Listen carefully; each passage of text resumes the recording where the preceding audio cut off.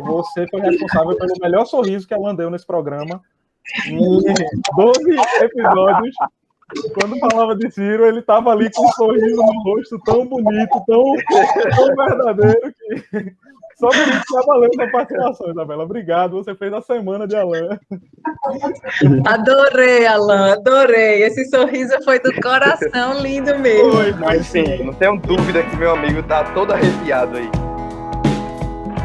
Seja bem-vindo ao podcast Calabouço, um podcast canhoto, onde falamos sobre política e os bastidores do poder, mas nada muito sério. Esse é o nosso 12º episódio, e no episódio 12, nada mais justo do que receber uma pedetista. Para quem não me conhece, eu sou Pedro Caldas, e do meu lado esquerdo, o cara que está mais animado com os próximos participantes do podcast Calabouço, Alan Cavalcante. Vem coisa boa por aí, hein? E no 12 não tinha como não ter, né, uma pessoa que represente bem o 12. E vamos embora. Também do meu lado esquerdo, aquele que completou aniversário nessa semana, Diego Gomes. Eu queria dizer que eu sou muito feliz por ter nascido ariano, que é tudo mentira e que falam mal do meu signo, e é isso. Agora eu fiz um quarto de século e estou um pouco mais experiente.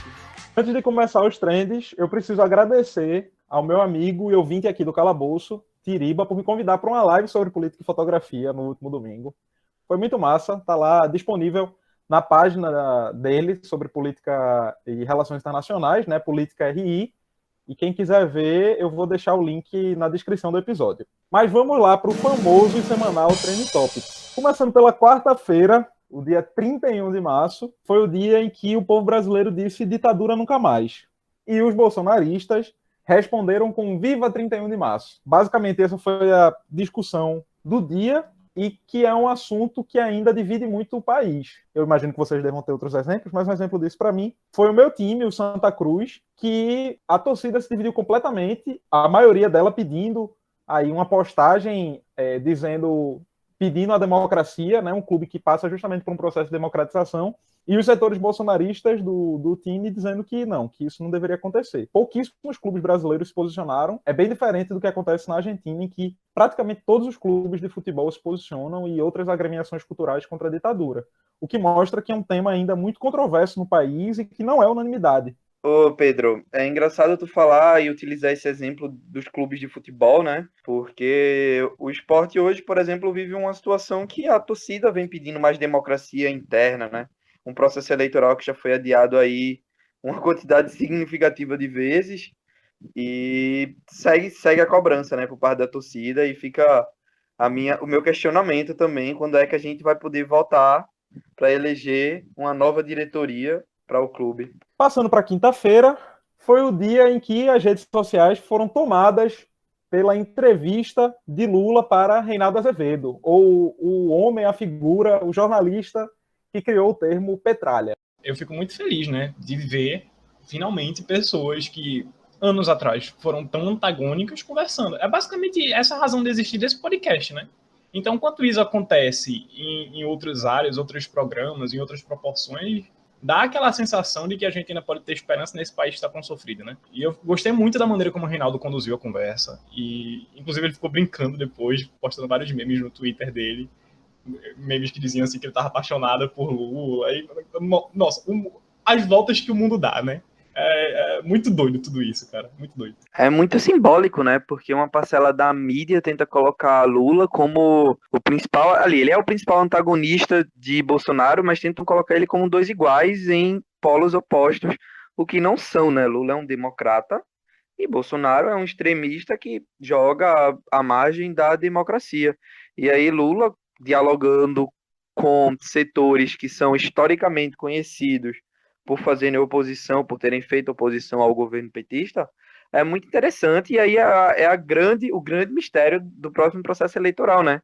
Será que Lula consegue essa grande união? Como é que vai ser? Como é que vai funcionar? Acho que o segredo mora justamente aí. Mas tudo que ele vem sinalizando é para esse lado, né?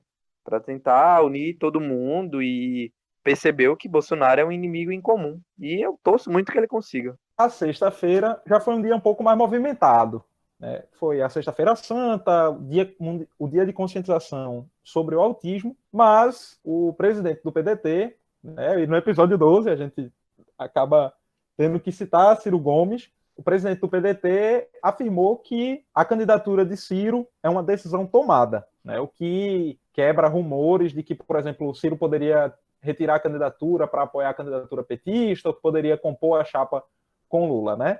Se alguém tem que fazer algum movimento para os pedetistas, é justamente Lula ou outros partidos de esquerda. O PDT é um partido centralista, né? Então, no final das contas, a decisão é de Lupe. E havia alguns rumores, por exemplo, de que Lupe tem uma relação muito boa, obviamente, com Lula.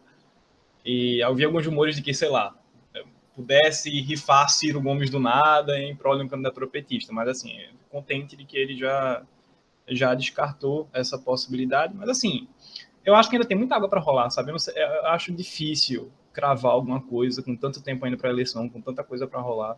É um aceno interno, né, Alan? Ele fala isso pra militância claro. pedetista, tá ligado? Isso, exatamente. É uma cena interna, mas assim, é óbvio que tem muita coisa para rolar ainda, todas essas movimentações, até do próprio centro, talvez, não sei, se o PDT possa apoiar outro candidato que não Lula, outro candidato de centro que seja mais forte que esse, não sei, entendeu? Ainda tem muita coisa para rolar e a gente vai ver nos próximos episódios.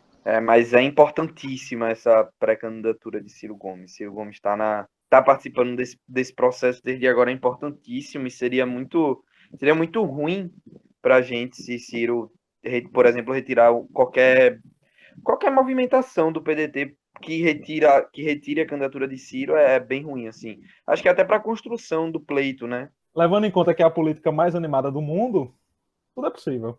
Inclusive nada. Sim, pode. A conjuntura muda, sabe?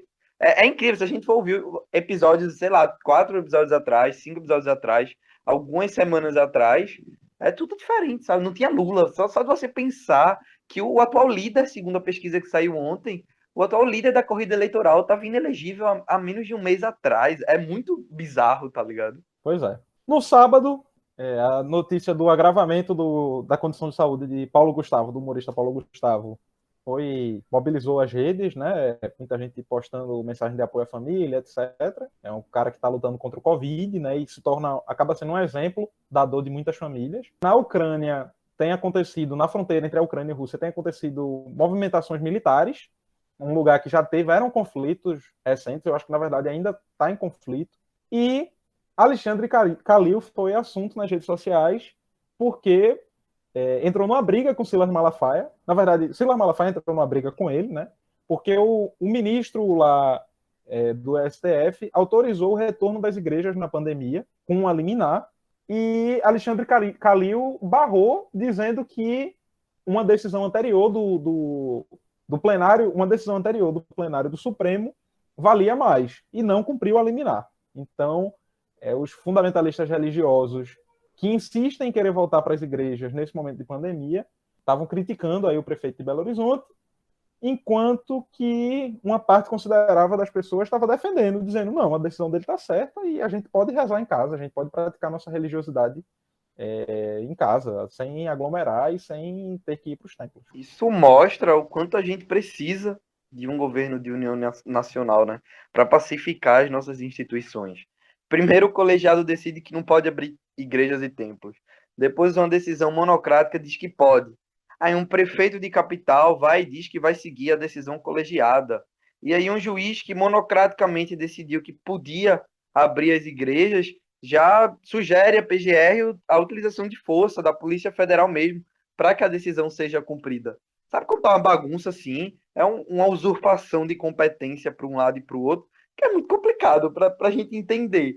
Assim, é claro que eu acho que o posicionamento do Calil humanamente, né, politicamente, é um direcionamento correto. Mas se a gente for juridicamente, ele está desrespeitando uma decisão judicial. Mas, ao mesmo tempo, a gente tem outra decisão judicial em contramão que foi colegiada. Então, a gente fica completamente perdido e sem saber dizer juridicamente o que fazer, sabe? Abre margem.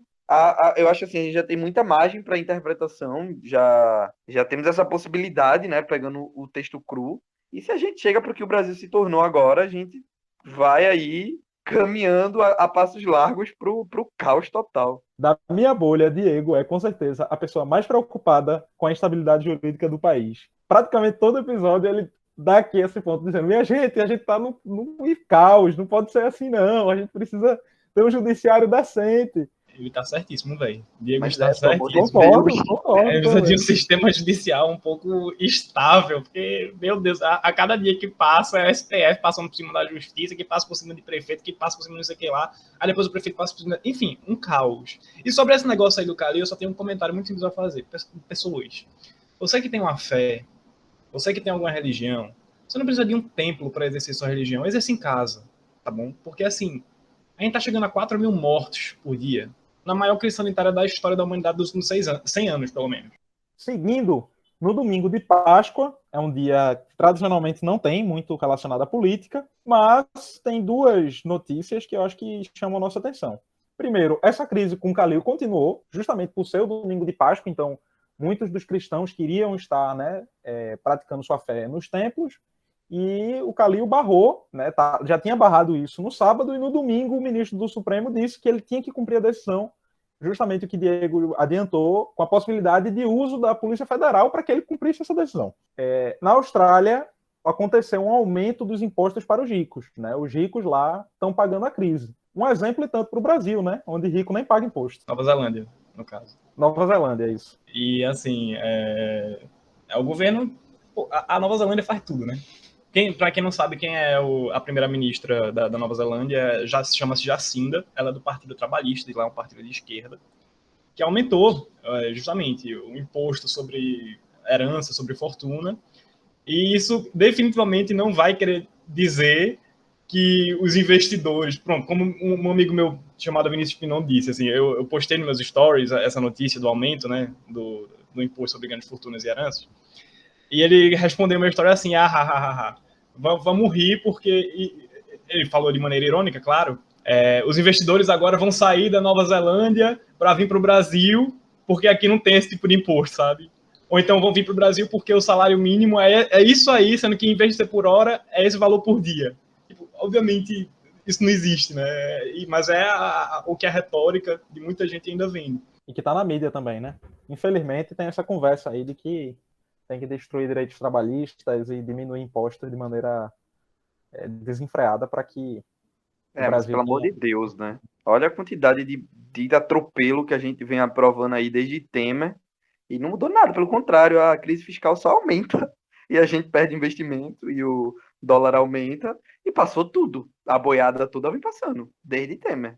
Na segunda-feira, começamos com a notícia de que o presidente Joe Biden, dos Estados Unidos, anunciou um New Deal, né, em referência a um programa de geração de emprego e industrialização feita nos Estados Unidos lá atrás, e para combater, né, a crise de 29, e agora para combater a crise econômica gerada pela pandemia, o presidente americano fez aí essa medida, né? Também um outro exemplo internacional para o que o Brasil devia estar fazendo nesse momento. Além disso, foi o Ney Day, porque o Neymar jogou, então isso mobiliza, né, as redes sociais. Mas uma coisa que me chamou a atenção foi que Jair Ventura, a demissão do técnico do Sport, entrou nos trending topics, né, mostrando aí que o futebol de Pernambuco é uma potência. Acontece qualquer coisa aqui, vira assunto nacional. Jair caiu. E democrático. E é um assunto sobre democracia. Porque como é que uma diretoria que já teve a gestão, que já deveria ter acabado há meses, há 4 dias de um processo eleitoral, demite o treinador que teve o contrato renovado há um mês atrás. Isso é uma questão democrática que precisa ser discutida, né? Pedro, sobre o Jair que caiu, infelizmente, não é o presidente da República, né? E sobre o pacote do Joe Biden, esse New Deal, é algo completamente impressionante. É impressionante. São trilhões de dólares para investidos em infraestrutura verde, novas matrizes de energia limpa. É tudo aquilo que o Bernie Sanders estava pautando na campanha dele. E para presidente dos Estados Unidos. E aí o Joe Biden tá seguindo a agenda do Bernie, basicamente, né? Que tinha o Bernie lá que falava, vamos fazer o Green New Deal, que ele chamava, né? O New Deal verde. E aí o Joe Biden anunciou essas medidas e a Folha de São Paulo ela lançou um editorial fazendo vários elogios a esse New Deal, esse plano econômico de Joe Biden, dizendo que vai dar certo, não sei o que lá, não sei o que lá. E no último parágrafo disse assim, mas o Brasil precisa avançar com a agenda das reformas, né, porque são as reformas que vão trazer o crescimento econômico do país. E assim, eu fico impressionado como tem gente que em 2021, diante da crise sanitária mais aguda dos últimos 100 anos, acha que só uma reforma tributária, por exemplo, vai resolver. Não, pelo amor de Deus, não. A gente precisa do Estado investindo. Porque o Estado, nessas horas de crise, é a pessoa que tem que trazer segurança para os investidores privados voltarem a investir. Então, sem ação do Estado, não acontece, não rola, sabe? E é isso que os Estados Unidos está fazendo, é isso que o Brasil precisa fazer também, é por esse caminho, sabe? Um pacote de investimento público. Pois é, a mídia daqui tem essa cultura, né, de ser progressista internacionalmente e neoliberal internamente. Eu realmente não entendi porque Alan fugiu do assunto importante, que era o esporte, mas eu concordo, né? Eu acho que a gente, como progressistas aqui no Brasil, acho que a gente fica bastante feliz. É até surpreendente, né, o Joe Biden incorporar aí um programa ligado ao Bernie Sanders, que acho que naturalmente era o cara que a gente preferia que tivesse disputado com o Trump, né? A gente que é progressista.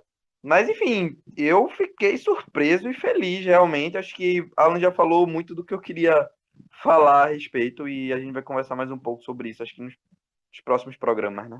Ele está Vou tentando guardar. fazer um governo de unificação nacional, né? Tipo, óbvio que eu ia preferir que o Bernie talvez disputasse com o Trump, mas o Joe, que é um cara mais de centro, foi quem conseguiu vencer, né? As primárias democratas. Sim. Eu fico pensando assim, nossa, se é o Bernie, por mais que eu gostasse mais dele, disputando com o Trump, será que ele ia vencer tão facilmente, né? Eu fico às vezes me pensando, eu não sei, talvez não. E eu fico muito feliz que o Joe esteja caminhando nesse caminho, né? Esteja indo por esse caminho de unificação nacional e tal. Mas surpreende? Surpreende, com certeza surpreende.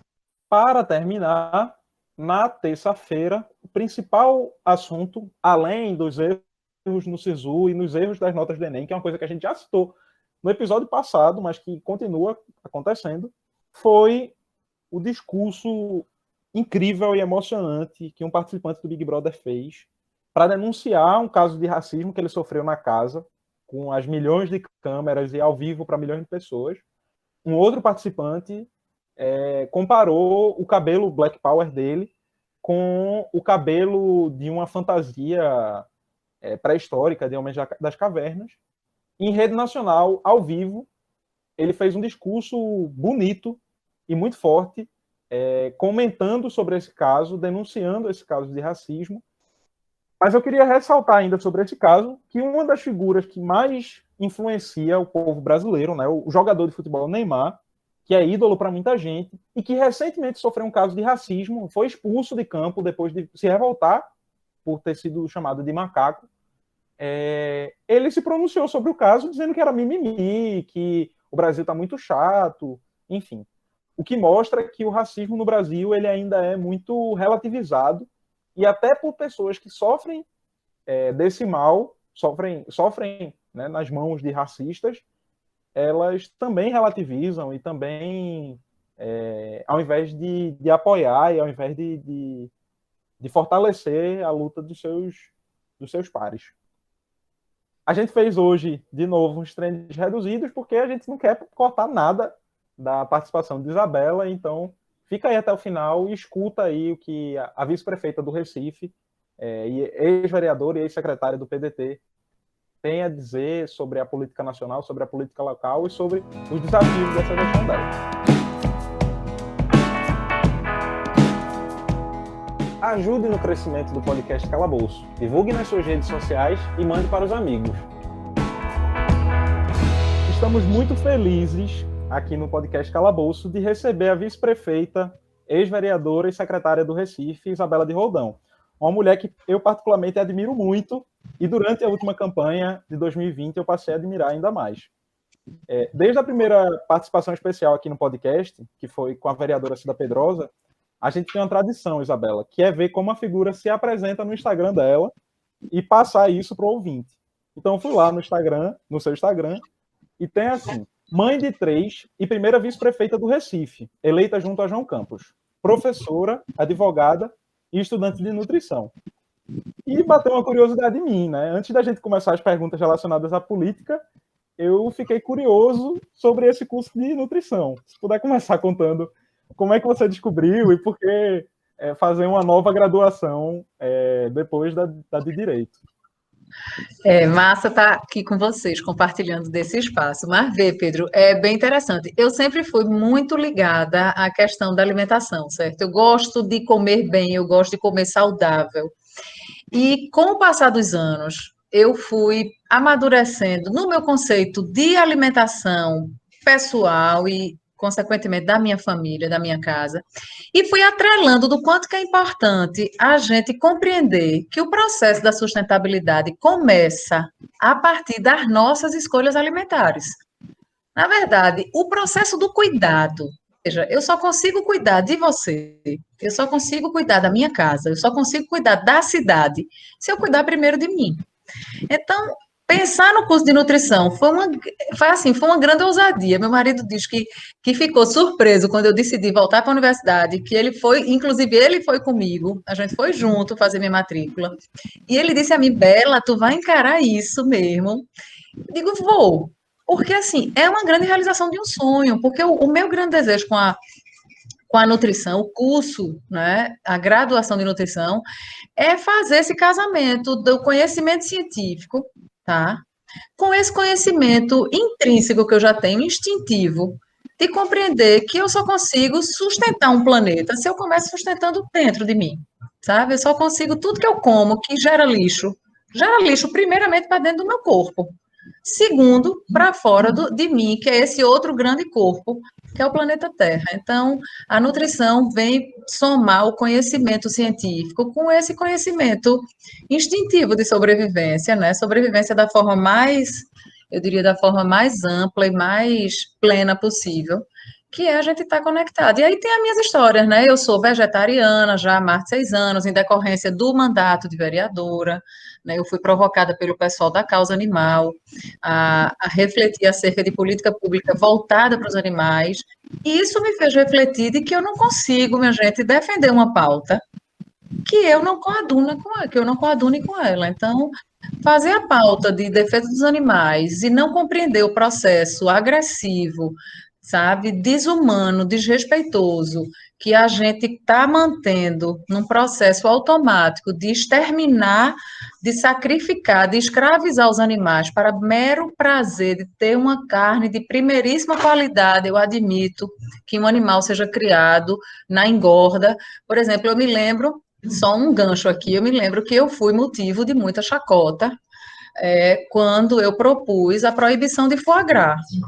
Poxa, foie gras, o que é foie gras? Ninguém nunca nem tinha comido direito, poucas pessoas provaram disso, mas se você parar para entender que o foie gras vem de uma agressão absurda ao ganso, que enfia uma cânula, bico adentro, até chegar no fígado desse animal, e você entope ele, literalmente entope ele de comida, até que esse fígado exploda, para que alguns tenham o prazer de comer um foie gras, em detrimento a todo sofrimento. Então, é uma chacoalhada, sabe, que a gente toma e diz, espera aí, vamos refletir, vamos ser, no mínimo, conscientes das nossas escolhas. E aí a nutrição vem casando com tudo isso, é um processo devagarzinho que a gente vai chegando lá. Que massa essa história, muito massa mesmo. Depois de um curtíssimo período de transição, você e João assumiram o Recife na maior crise sanitária, econômica e política da história do Brasil, talvez da história do mundo, né? E aí, a primeira pergunta é nesse sentido. Como tem sido conduzir a cidade nessas condições? É o maior desafio que você enfrentou? Com certeza. Eu acho que cada desafio que a gente vai vivendo, a vida vai moldando a gente, sabe? Ninguém vai chegar de paraquedas para pegar um super desafio na vida. Gradativamente você vai enfrentando desafios. Mas, de fato, esse tempo que nós estamos vivendo tem sido um grande desafio para a humanidade, né? Vamos combinar que nenhuma espécie humana sofreu, vivenciou tamanha experiência de toda a humanidade envolvida no mesmo problema. Hoje você pode ser a pessoa mais rica do mundo, você não tem alternativa.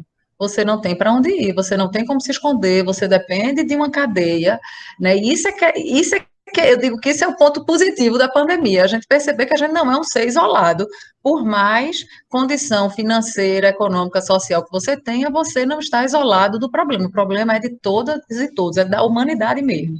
E aí assumir a gestão junto de João, numa cidade múltipla, densa, geograficamente desafiadora como é Recife, com certeza é o maior desafio da minha vida. Eu ocupo um espaço nunca ocupado por uma mulher antes, já é um grande desafio por si só.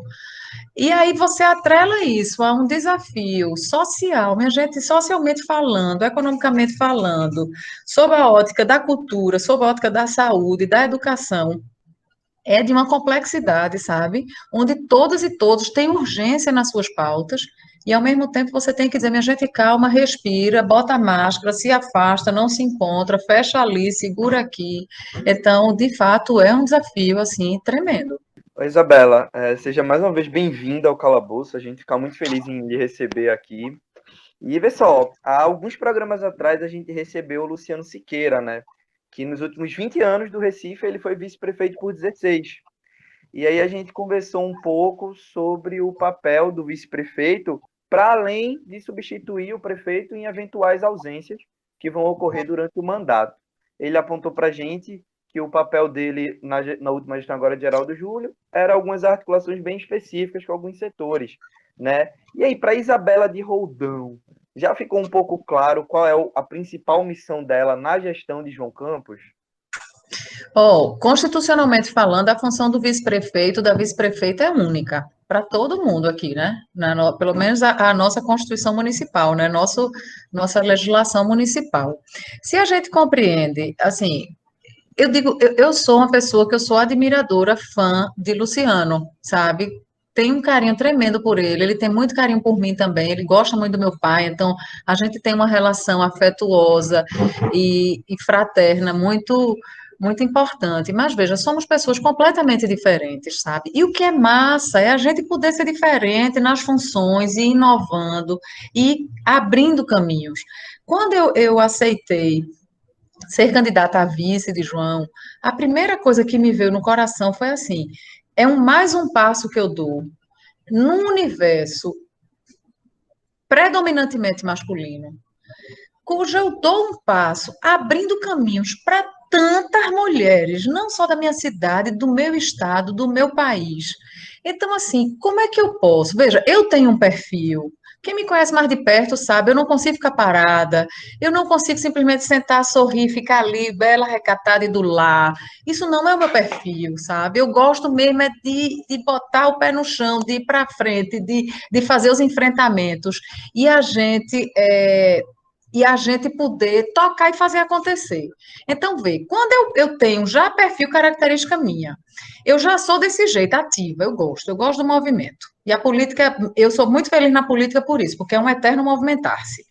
Para mim, tá? Para mim. Tem gente que acha que a política é outra coisa. Para mim, política é movimento, é troca, é aprendizado. E aí eu, com o meu jeito de ser, assumo um espaço nunca ocupado por nenhuma mulher, disputando uma eleição inicialmente. Primeira coisa que me vem na cabeça, não dá nunca para eu ser a pessoa que vou ficar e vou cumprir só o que manda efetivamente a lei. Porque senão eu não estou mostrando nada para elas, eu não estou conseguindo construir, dizer essas meninas e essas mulheres que elas podem de fato ser o que elas quiserem. Então, assim, a gente tem esse desejo de ampliar, né, de participar mais ativamente das coisas. E aqui não é comparação com A, B ou C, é simplesmente enxergar que a gente pode ocupar um espaço maior, que a gente pode trazer uma contribuição diferenciada. E aí foi nessa conversa, assim, João, massa, super parceiro, sou super grata a ele pela confiança, porque ele podia ter dito, Bela, massa, show, tu é super importante, mas mantém na tua função, sabe? Mas não, aí então, João me propõe, e eu sou muito grata, de assumir relações internacionais, a coordenação das relações internacionais da nossa cidade, que é super importante, minha gente, é um leque infinito de possibilidades a partir disso. E eu, poxa, show, João, estou disponível. E aí, se tu me quiser na primeira infância, também estou disponível. Se tu topar que eu faça aí essa coisa de tomar frente na discussão de gênero, estou disponível. E a pauta da sustentabilidade, que é uma pauta da minha vida, sabe? Então, veja, eu costumo dizer, eu digo isso desde o meu mandato de vereadora, eu estou disponível para somar naquilo que for de verdade. Conte comigo, sabe? A gente vai bater outros papos, construir. Pode ter certeza, eu estarei presente com minha energia onde você precisar de mim, contanto que seja de verdade, sabe? E aí eu estou nessa disponibilidade. A política para mim é isso, sabe? É estar disponível para servir. E eu estou nesse sim para servir. Perfeito, Isabela, perfeito. Primeiramente, eu queria te agradecer por estar aqui com a gente no Calabouço, seja muito bem-vinda. Queria te parabenizar pela campanha de João, por todo o processo eleitoral, como vocês lidaram com ele, e também pela gestão de João Campos e Isabela, que, assim, na minha humilde opinião, é a melhor do Brasil, assim, disparado no enfrentamento à pandemia. Vocês estão super de parabéns com isso. E não é porque eu sou partidário do PDT, seu camarada de partido, não, é porque realmente vocês estão nessa liderança, assim, regional e nacional no enfrentamento da pandemia. Mas, Isabela, minha pergunta é relacionada ao seguinte: você, na sua última fala, na sua última resposta, Diego, disse que a política é um ambiente muito masculino ainda. E realmente é. Sendo que na última eleição de Recife, a gente teve um indicativo muito forte de uma maior participação das mulheres na política. Então, se você pegar as 4 chapas mais competitivas, 2 tinham mulheres na cabeça de chapa e as outras 2 tinham mulheres muito atuantes na vice. Você, a Priscila, e no caso a Marília, a delegada também. E eu queria saber como é que você enxergou esse processo? Você acha que finalmente, no que tange a participação das mulheres na política de Recife, esse jogo está virando? Foi um indicativo real de que esse jogo está virando? Alan, eu acho efetivamente que a gente não consegue mais retroceder, sabe? Eu acho que cada vez mais, e assim, sou muito grata a Deus e a todas as mulheres que persistiram nesse caminho. Veja, não é fácil, minha gente, continua sendo difícil, tá? Ser mulher na política não é fácil, certo? Primeiro porque os homens criam uma expectativa acerca do teu comportamento, da tua forma de pensar, da tua forma de agir. Segundo, porque existe uma expectativa na sociedade muito grande, desde a roupa que você se veste, se você se arruma demais, se você se arruma de menos, se você se veste assim ou assado, se você usa isso ou aquilo outro, se você... Então, assim, são estereótipos que vão se consolidando e que a gente também vai fazer um enfrentamento. Tá? Eu não estou aqui esperando que seja berço esplêndido e que a gente vai poder fazer tudo massa. Não, eu sei que é difícil. Né? Eu digo a todo mundo, eu digo, ainda bem que eu tenho meu cano de escape, que é meu choro, sabe? Choro, rezo, respiro, medito, ando de bicicleta para, né, desopilar, faço exercício todo dia porque preciso para minha saúde. Lembra da sustentabilidade? Sustente-se primeiro para depois sustentar para fora. Então é isso. É difícil. Mas acredito efetivamente que o que aconteceu nessa última eleição já foi um grande recado de que a bandeira da igualdade, ela foi levantada. E para alguns poucos que ainda resistem a ela, esses alguns terão, inclusive, mais dificuldade de fazer, de tomar e de se locomover, pelo menos na cidade do Recife. E eu sou super grata, espero que esse marco esteja plantado, sabe? E que a gente não retroceda. E aí tem uma coisa muito massa que eu queria, assim, só pegar esse gancho, que eu acho que essa coisa foi tão compreendida, que a gente, Recife, dá, mais uma vez, afora toda a forma de lidar com a pandemia, o Conecta Recife, que a gente disponibilizou para o país todo, para que eles copiassem. Veja, Recife é a única capital no Brasil com paridade de gênero no secretariado. E eu não estou falando de secretarias que poderiam ser historicamente femininas. Eu estou falando de secretarias historicamente masculinas. Secretaria de Infraestrutura é uma mulher. Secretaria, em plena pandemia, a Secretaria de Saúde é uma mulher. Secretaria de Saneamento, minha gente, é uma mulher. Secretaria de Finanças, quando todos diziam em uníssima voz de que nós mulheres não sabemos fazer conta, não lidamos com dinheiro, que a gente gasta demais, que a gente não sabe fazer conta, que a gente é ruim em matemática, é uma mulher a nossa secretária de Finanças. Então, assim, são secretarias muito fortes. A nossa Secretaria do Trabalho é uma mulher, para dizer ainda mais de que é isso, minha gente, sabe? Não é o sexo que define a minha competência. O meu sexo não pode definir minha competência. E eu acho que Recife dá mais esse passo nessa paridade. E aí, João acha pouco tudo isso, propõe uma marca para a gestão, que é a leoa e o leão, em pé de igualdade. Então, assim, é para dizer para o mundo, sabe, né? Nem só para Recife, de que a paridade, a igualdade é um caminho sem volta. Isso é uma democracia verdadeiramente estabelecida, sabe? É por aí. Acontece, é bem comum aqui no nosso programa, Isabela, que os participantes eles levantem a bola para a gente fazer a próxima pergunta. É uma sorte que a gente tem. Tinha uma pergunta justamente sobre isso que você acabou de falar, né? Quando o Cida participou, eu pedi para ela comentar justamente sobre essa medida da paridade de gênero. Cida Pedrosa, né, vereadora do PCdoB, foi secretária da Mulher na última gestão de Geraldo Júlio, e eu pedi para ela fazer um comentário sobre isso. Essa é uma ação, né, essa questão da paridade de gênero nos cargos de liderança e nas secretarias, é uma ação inovadora que pode mudar essa estrutura muito engessada, né, e masculina, que é a Prefeitura do Recife. Você que foi secretária e agora como vice, sabe, conhece bem essa estrutura. Mas isso não é uma ação única, né, pelo que a gente já viu do governo, né, tem outras ações inovadoras, participativas, de comunicação direta com as pessoas, né, numa lógica que as pessoas chamam, entre aspas, de nova política, né. Então, eu queria que tu dissesse se você entende que essa é a nova forma de se governar, a forma de governar no século XXI, além disso, no que falta avançar?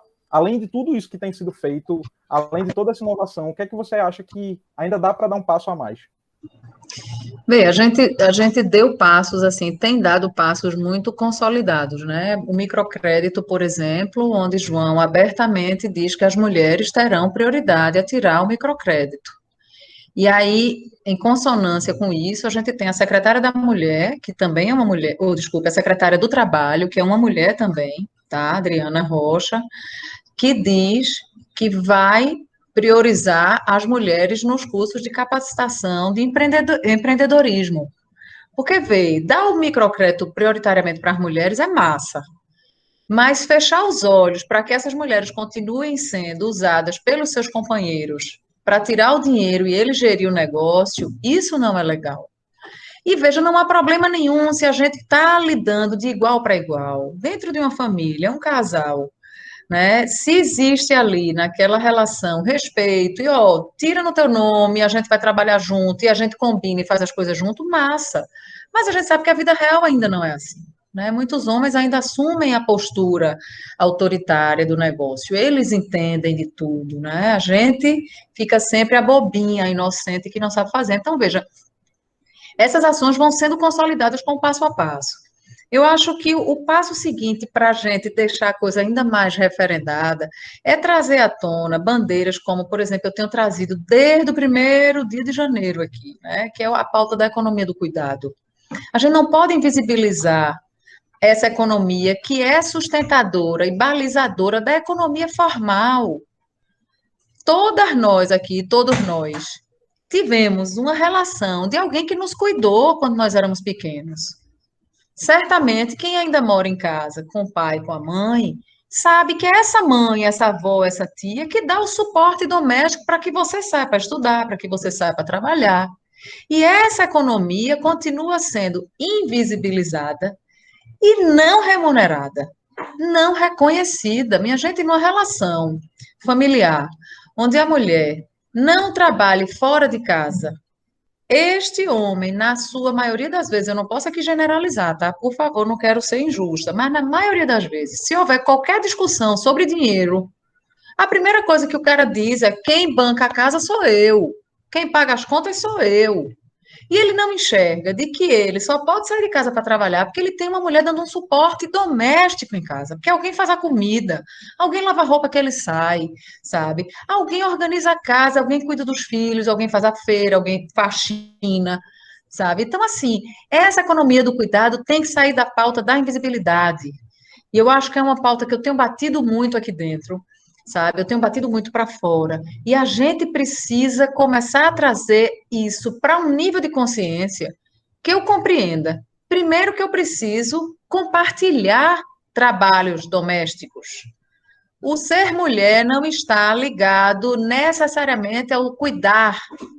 O povo acha que ser mulher é obrigação, ou é instinto, ou é porque nasceu mulher, vai cuidar mesmo. Minha gente, a necessidade do cuidar está presente no ser humano, porque está presente a manutenção da vida.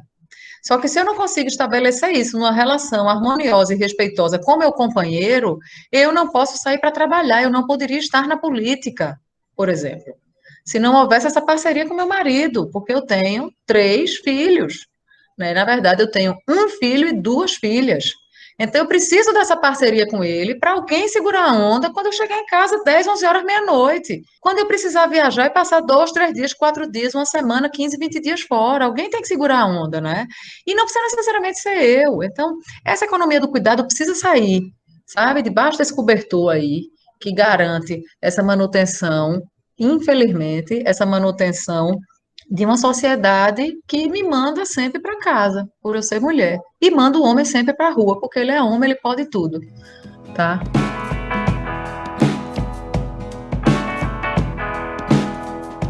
Nos siga nas redes sociais, no Twitter e no Instagram, @calabouço_cast, sem o cedilha. Ô, Isabela, a gente aqui no Calabouço tem debatido muito a política local, mas a gente também não esquece um pouco da política nacional. E aí a gente vem discutindo aqui, acho que todo dia surge um fator novo, né, nessa construção de chapas e candidaturas para o ano que vem, 2022. E aí os nomes que estão colocados é Lula, é Ciro, Bolsonaro, Mandetta, Luciano Huck, Dória, agora tem o Leite, mas são todos nomes masculinos.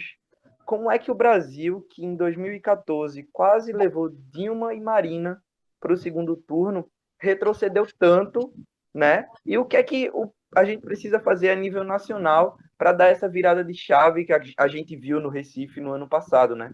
Com um protagonismo feminino tão grande nas nossas campanhas. Eu acho que o Brasil precisa começar a enxergar um pouco o Recife, sabe? Acho que Recife tem dado bons exemplos. Veja, eu desejo de coração um nível de paridade, de igualdade muito grande em todos os setores, tá? Mas eu preciso também dizer uma coisa, a política da igualdade, ela não pode ser feita exclusivamente pelas mulheres. A gente precisa de homens nessa caminhada, sabe? E aí você precisa começar a enxergar quem são os homens que de fato representam a bandeira da igualdade, tá? Claro, eu sou suspeita para falar de Ciro, sou suspeita para falar de Ciro, até certa forma sou, mas eu não sou louca, alucinada, para aqui querer tapar o sol com a peneira e, se houvesse possibilidades, achar que Ciro seria a perfeição ou a imperfeição. O que a gente precisa enxergar é que a gente precisa de nomes fortes, que tenham esse recorte mesmo de gênero, sabe? Que faça esse recorte, que enxergue essa necessidade de igualdade e que faça o enfrentamento que precisa ser feito. E aí, meu querido Diego, eu quero dizer a você que poucos nomes eu conheço com tamanha capacidade de diálogo, mas ao mesmo tempo de firmeza de enfrentamento. E aí eu não sou suspeita, não. Aí eu sou extremamente segura para dizer que esse nome é Ciro. Bem, pela característica do Ciro preparado, que sabe dialogar, com capacidade de dialogar, mas também com capacidade de fazer o enfrentamento necessário. Porque também não dá para ser só oi, oi, oi, tudo bem, tapinha nas costas, sorrir, faz de conta, não, sabe?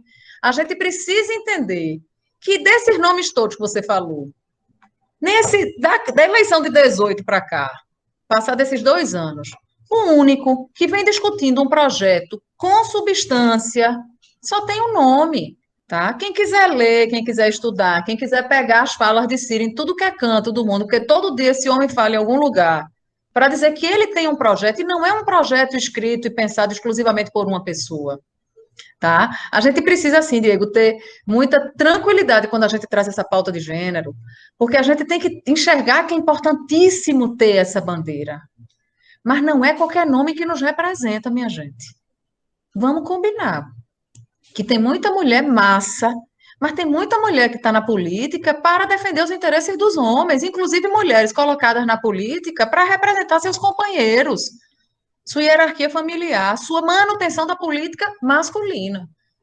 E a gente precisa ter cuidado para a gente não entrar nesse automatismo do recorte de gênero e achar que por ser ou não. E eu acho massa que tenha muita mulher na política mesmo, com pensamentos diferentes, porque o que me faz crescer é quem diverge de mim, de forma respeitosa, claro, mas que a gente possa dialogar e construir. Então, eu acho que a gente precisa ter um nome que tenha capacidade de diálogo, que seja um nome preparado, limpo, correto, com a vida pública como tem Ciro aí nesses anos todos de vida pública, sem ter absolutamente nada contra ele, mas que tenha coragem, minha gente, para fazer os enfrentamentos que o Brasil precisa. Porque chega, de fingir ser brabo, né? Como a gente tem o exemplo do que está acontecendo no Brasil hoje, faz o bocão todo, mas na hora que espreme, a gente sabe que está mais acurralado do que tudo no mundo, sabe? E preso pelas próprias mentiras que construiu para si e para o mundo. Né? E aí vira refém de todo mundo. Então, eu acho que a gente tem aí possibilidade gigante de sair desse estado atual que a gente está em nível nacional, sabe? Antes de Alan entrar, eu queria dizer que você acabou levantando a bola, né, de novo para a pergunta, mas eu gostaria de dizer que você foi responsável pelo melhor sorriso que Alan deu nesse programa.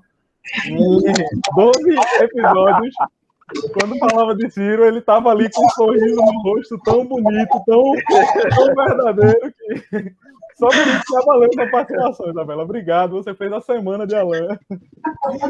Adorei, Alan, adorei. Esse sorriso foi do coração, lindo mesmo. Mas sim, não tenho dúvida que meu amigo está todo arrepiado aí. Eu ia dizer justamente isso, que eu estou muito confortável nesse programa, porque eu tenho uma cirista aqui na mesa, sabe? Mas, eu tô adorando isso aí. Vamos lá. Vamos falar de Ciro agora, então, Isabela. É o seguinte, nossa, até emocionei aqui. Enfim, Isabela, é o seguinte, você já deu várias declarações dizendo que Ciro é um nome para guiar o país num governo, assim, não é só derrotar Bolsonaro, sabe? É derrotar Bolsonaro e, para além disso, fazer um governo de unificação nacional, que é o que a gente precisa nesse momento. Um governo que seja capaz de reunir toda essa polarização que a gente vive de 10 anos para cá, né? E eu, como você, acredito que Ciro seja esse nome. Mas eu queria perguntar para você, assim, com esse fator novo no jogo político nacional agora, que é Lula, a volta de Lula, você acha que a gente consegue construir em torno de Ciro uma candidatura forte? Na semana passada, a gente começou a ver vários indicativos, né, de outros partidos de centro querendo conversar, se unificar, justamente para tentar fazer com que o Brasil saia dessa dicotomia. Mas como é que você está vendo esse processo a nível nacional? É isso que eu quero saber. Sua opinião quanto a isso. Pessoal, a gente precisa ter muita tranquilidade para fazer essa leitura, sabe, desse momento atual. Vê, o jogo não pode ser traçado pelos extremos, sabe? Tu és fulano, eu te odeio por isso, e eu sou o oposto, que é cicrano, eu te odeio por isso, e fica aquele... Minha gente, isso não constrói. Eu acho que você que fez uma fala aqui muito importante, talvez você não perceba isso, mas veja, quando você diz, o projeto não é único e exclusivamente derrotar Bolsonaro, tá? Acho que Bolsonaro foi a pior coisa que aconteceu na vida do país. A gente está desmoralizado internacionalmente, a gente está desmoralizado internamente. Isso é um passo importante, claro, mas a gente precisa de um nome que tenha essa capacidade mesmo de união, minha gente, de diálogo, sabe? De efetivamente virar a página após 1º de janeiro de 2023 e dizer, cara, acabou. Vamos pensar no coletivo. A gente não faz política para a gente, não, minha gente. Pobre, eu digo a você, pobre de quem acha que a política é feita para o próprio umbigo. A política é feita para quem eu nem conheço. Sabe, o meu servir na política tá para gente, eu digo muito aqui as reuniões que eu faço, eu já fazia isso desde a época que eu estava na Câmara de Vereadores. Quando eu estive à frente da Secretaria de Habitação, a mesma coisa, e aqui na Vice-Prefeitura, a mesma coisa. Eu não quero junto de mim ninguém que trabalhe para si. Eu quero junto de mim pessoas que enxerguem que eu não sou nada. Quem é tudo é quem está lá fora. E são as pessoas mais necessitadas. E eu acho efetivamente que o nome que tem essa capacidade de união é Ciro. Lula teve seu papel importantíssimo para o país. Ninguém desconsidera isso. Mas esse extremismo posto foi o que elegeu Bolsonaro. Não vamos nos iludir, não. Porque tinha muita gente que se disse assim, estou sem opção. Não tenho o que fazer, porque eu não quero aquilo ali de jeito nenhum. E a única forma que eu enxergo de não ter aquilo ali de jeito nenhum é enxergar esse outro aqui. E que, pelo amor de Deus, vamos dar opção às nossas pessoas. Que não seja nenhum nem outro, sabe? E eu acho que quem tem condição de dialogar, inclusive com os grupos, todos, é Ciro. Aí eu volto a repetir, primeiro pela sua honestidade, pela sua retidão, pela sua clareza, por ser o único que nesses 2 últimos anos tem efetivamente um projeto para o país e tem discutido isso com o Brasil todo. Ciro não construiu, não está construindo um projeto nacional de dentro do escritório, sentado no birozinho dele, na mesinha dele de estudo, confortável, com ar-condicionado ligado, não. Até a pandemia pipocar, Ciro estava visitando o país todo. A pandemia pipocou, o cara continuou visitando de forma virtual o país todo, dialogando, escutando, crescendo, construindo. E, acima de tudo, minha gente, a gente precisa de uma pessoa que tenha, na sua honestidade, sua maior força para fazer os enfrentamentos que precisam ser feitos. Chega da gente aceitar a pecha de que política só tem ladrão, de que lugar de política é lugar de ladrão. Chega disso. Política é lugar de gente honesta, sabe? Política é lugar de gente honesta. Quem quer ficar rico vai abrir uma empresa, vai empreender, vai fazer seu negócio para daqui a 20, quem sabe, 10, 15 anos, você ser um cara, porra, massa, bem sucedido, mas o servir não está ligado, hora nenhuma, com o crescimento individual. O servir está ligado com o crescimento coletivo. E é essa força que eu acredito que tem a Ciro mesmo, sabe? E eu acho que é isso. Chega de repeteco, vamos ousar, minha gente, ter coragem e eleger o cara que tem plano e projeto discutindo e dialogando com o Brasil todo. Essa frase final foi bem forte, foi bem boa. Mas eu queria que, para terminar, que nosso programa é curtinho, e aí, para terminar, Isabela, eu queria que tu dissesse, assim, daqui a alguns anos, quando terminar a gestão, tu dissesse o que é que tu espera de deixar de legado para o Recife, né? O que é aquela coisa que tu olha para trás e diz, ó, a nossa gestão deu certo, a gente conseguiu entregar para a cidade, hoje o Recife é uma cidade melhor. O que é esse feito, essa ação, essa política pública? O sonho das pessoas sérias na política vai ser sempre minimizar a desigualdade, tá? Isso é o básico que a gente deseja, quem está verdadeiramente na política por vocação, tá? Mas eu desejo muito, de coração, isso é a minha base para estar na política. Mas eu tenho uma coisa que para mim é muito forte também, sabe? A gente precisa resgatar na nossa cidade, nas nossas pessoas, o sentimento de pertencimento.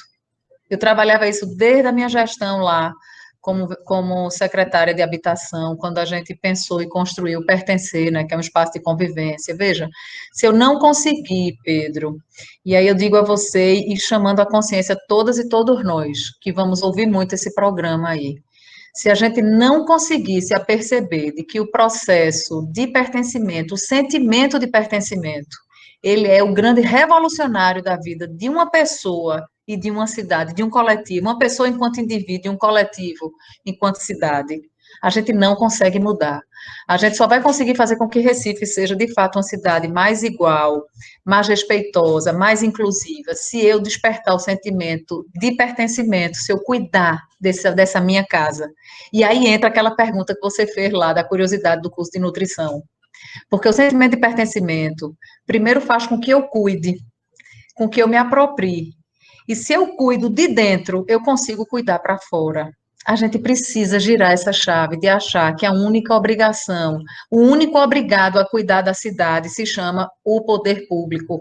A cidade tem que ser cuidada por todas e todos nós que fazemos essa cidade. Por isso que eu digo sempre, sabe? A gente precisa ajudar a construir uma cidade para as pessoas. Porque foi-se o tempo que a gente construía cidade para carro, tá? Foi-se o tempo que a gente construía cidade para arranha-céus. A gente precisa entender que a cidade é para pessoas, mas ela precisa ser construída com as pessoas. Porque se ela não for construída com as pessoas, a gente não consegue girar a chave da nossa cabeça, do nosso coração, do nosso sentir e pulsar para fazer com que essa cidade seja melhor para a gente tudinho. Então, meu desejo é isso, sabe? É que em 4 anos a gente tenha conseguido girar essa chave de sentimento e de localização que a gente se encontra hoje, para ter, de fato, uma cidade melhor para todas e todos. Ô, Isabela, antes de encerrar, essa sua fala me lembrou, eu não poderia deixar de falar nesse assunto também, essa sua fala me lembrou uma perda que a gente teve no Recife essa semana, que foi do meu professor, o Leonardo Cisneros, foi meu professor na Rural. Eu tive esse privilégio de ser aluno dele, que era um militante do direito à cidade, né? E aí eu queria que ficasse nesse programa registrado também a nossa homenagem, né? Alguém que é tão querido é um nome unânime, digamos assim, dentro da universidade, e que foi uma perda muito sentida aqui pela gente do Calabouço também. Eu queria também, Diego, pegar um gancho e dizer que eu conheci Léo lá quando fui vereadora, quando a gente dialogou muito acerca da cidade, sob a ótica do Estelita, que despertou, a partir daquela pauta, um olhar de cuidado para a cidade como um todo, não é? E assim, dialoguei muito com Léo, a gente teve um período de convivência, somos partidariamente diferentes, pensamos muita coisa diferente, mas temos sentimentos, porque ele continua, né? Ele não está corporeamente aqui, mas temos sentimentos muito comuns nesse enxergar a cidade, enxergar as pessoas, e aprendi muito com ele, com aquela forma dele mesmo, amorosa de falar, né, porque ele era um cara que, ele podia até discutir e discordar de você, mas ele fazia isso sempre de forma muito, muito respeitosa. E Essa é isso sua que a gente... fala me lembrou muito algumas falas que ele fez também, e eu fiquei muito feliz. E é isso, é deixar esse registro, sabe, a gente precisa resgatar na gente um sentimento de catedral. Sabe o que é o sentimento de catedral? É que as grandes catedrais no mundo foram construídas para mais de 500 anos. E quem começava a construir, nem por isso entrava nessa construção, já dizendo, poxa, eu não vou nem ver pronto, então eu não vou nem me envolver. Minha gente, a gente está construindo catedral. São catedrais que nós estamos construindo. E essas catedrais certamente não serei eu que verei, nem meus filhos, mas quem sabe minha terceira, quarta geração usufrua dessa catedral. Então, que eu comece hoje a botar o tijolinho da catedral, para que daqui a 200 anos ela possa estar, pelo menos, com a sua estrutura erguida, sabe? Chega de imediatismo. Vamos construir a coisa pensando num coletivo, num futuro promissor, não para mim, mas para os que virão mais para frente. E aí está o conceito da sustentabilidade também, né, minha gente? Talvez a gente não sinta hoje o reflexo, nem positivo nem negativo dessa girada de chave de consciência ambiental, mas certamente daqui a 100 anos, 50 anos, 30 anos, muitos virão isso. Que bom, Isabela. Foi ótima a sua participação aqui no podcast Calabouço. Queria agradecer demais essa sua participação, suas belas palavras sobre os diversos temas que a gente abordou aqui, e agradecer também o ouvinte que escutou essa sua participação aqui até o final, e dizer que o Calabouço está aqui sempre, toda quinta, trazendo esses assuntos tão importantes e tão caros para a nossa sociedade, para a nossa cidade, para o nosso estado, para o nosso país. Enfim, muito obrigado e gratidão por tudo que você disse aqui para a gente. Gratidão enorme, pessoal. Fiquem na paz, viu? Um beijo. Deus abençoe. Obrigadão, Isabel. Prazer.